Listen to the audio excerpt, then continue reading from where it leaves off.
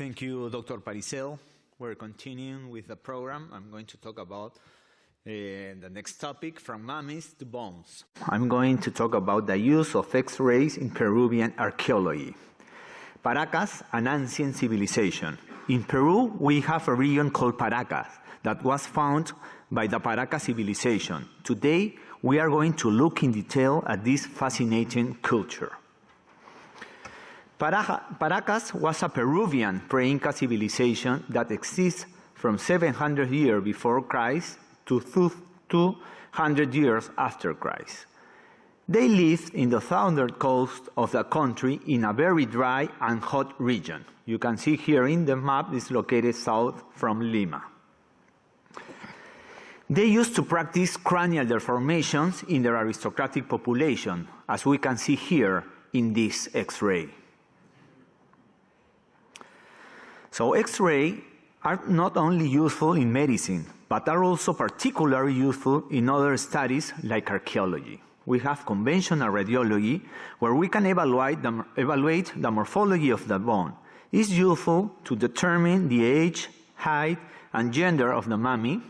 We can evaluate also bone mineralization that is useful to find out about the nutritional status.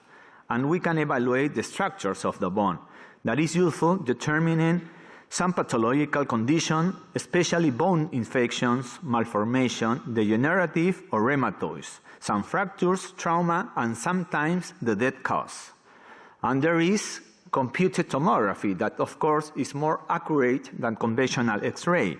It's useful to determine the state of conservation of the internal organs, the nutritional status, and sometimes, for example, in freezing condition, to discriminate the different soft tissues of the body, and finally determining the cause of death. Here we can see some X-rays and CT that were taken to the mummies. One of them were taken in Peru and others in the United States.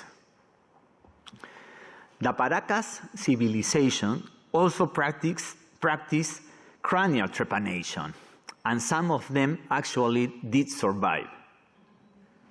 Yeah. As an anesthesia, they used the coca leaf with alcohol, which was derived from a fermented corn drink called chicha. After the operation, they usually place a gold plaque on the skull.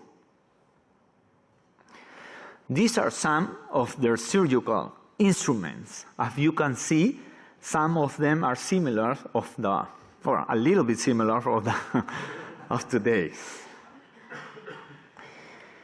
Here we have many skulls with trepanning holes in different shapes and regions.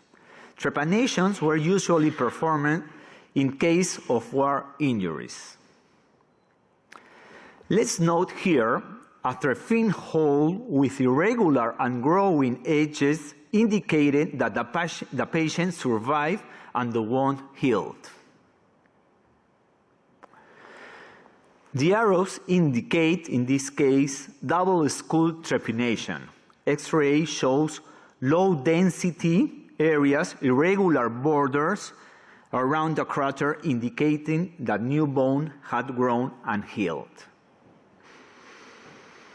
This 3D CT scan of the minor trepanation shows a cone-shaped lesion here. The sclerotic areas in the diploid suggest an advanced phase of bone healing. Here, in this final example, we can see more detail with a 3D CT scan of the trepanation hole. New compact bone without diploid and smooth edge indicate the bone regrowth, as we can see here in the image.